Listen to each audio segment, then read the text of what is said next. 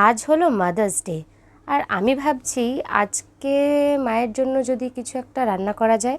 মা তো প্রত্যেক দিনই আমাদের জন্য রান্না করে, তাই আজকে ভাবলাম এই মাদার্স ডে উপলক্ষে আমি মাকে তার প্রিয় খাবারটি রান্না করে খাওয়াই।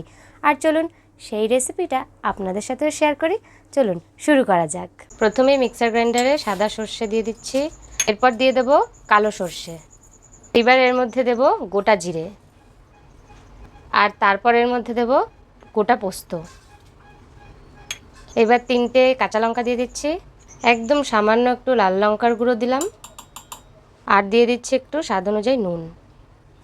প্রথমে শুকনোভাবে আগে সবগুলোকে মিশিয়ে নেব, কারণ তারপর যখন এর মধ্যে জল দিয়ে এটার পেস্ট করব, পেস্টটা কিন্তু খুব সুন্দর হবে। সেই জন্য আগে একটু শুকনোভাবে ঘুরিয়ে নিলাম। তারপর এর মধ্যে পরিমাণ মতন জল দিয়ে দিতে হবে, আর দিয়ে দিতে হবে একটু বেশি পরিমাণেই সর্ষের তেল। তারপর আবারও এটার একটা পেস্ট বানিয়ে নিতে হবে। যেহেতু শুকনোভাবে আগে গুঁড়ো করেছিলাম, তাই পেস্টটা কিন্তু খুব সুন্দর হয়েছে। এরপর এর মধ্যে একটু হলুদ গুঁড়ো দিয়ে দিতে হবে, আর সেটাকেও জল দিয়ে মিশিয়ে নিতে হবে। বেশ কিছুটা পরিমাণেই কিন্তু জল দিতে হবে, কারণ যেই রান্নাটা করতে চলেছি তার জন্য একটু বেশি জল দরকার। আর যেই জিনিসটা দিয়ে করব সেটা কিন্তু একটু বেশি জল টেনে নেয়, সেই কারণে।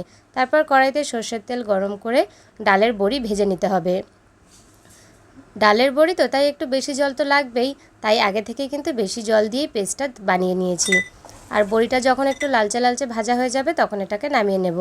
এরপর একটা টিফিন বাটিতে ওই সর্ষে পোস্ত বাটার যে পেস্টটা সেটা দিয়ে দেব, আর তারপর ভেজে রাখা বড়িটাও এর মধ্যে দিয়ে দেব। যারা রান্না করতে পারে না তারাও কিন্তু এই রান্নাটা খুব সহজেই করতে পারবে। ভেজে রাখা বড়ি দেওয়ার পর একটু মিশিয়ে নিয়ে 3-4টে চেরা কাঁচা লঙ্কা দিয়ে দিয়েছি, আর যেই তেলটায় বড়িটা ভেজেছিলাম সেই তেলটাই এর মধ্যে দিয়ে দিলাম। আর স্বাদ অনুযায়ী কয়েক দানা সামান্য পরিমাণে একটু চিনি দিয়ে দিয়েছি। এরপর কড়াইতে জল গরম করে ওই বাটিটা বসিয়ে ঢাকা দিয়ে 5 মিনিট ভাপিয়ে নিলেই তৈরি হয়ে যাবে বড়ি ভাপা। মায়ের তো এটা খুব প্রিয় খাবার। আপনাদের ভিডিওটা কেমন লাগলো কমেন্টে জানাবেন, ভালো লাগলে একটা লাইক করে দেবেন। চলুন মার মুখ থেকে শুনে নেওয়া যাক মায়ের কেমন লাগলো। ও মা, এই নাও, এটা খেয়ে দেখো তো কেমন বানিয়েছি তোমার জন্য আজকে। নাও নাও, এই পাশে দে। ওখানে দিতে হবে, দাঁড়াও আমি খাইয়ে দিই, দেখো কেমন লাগে।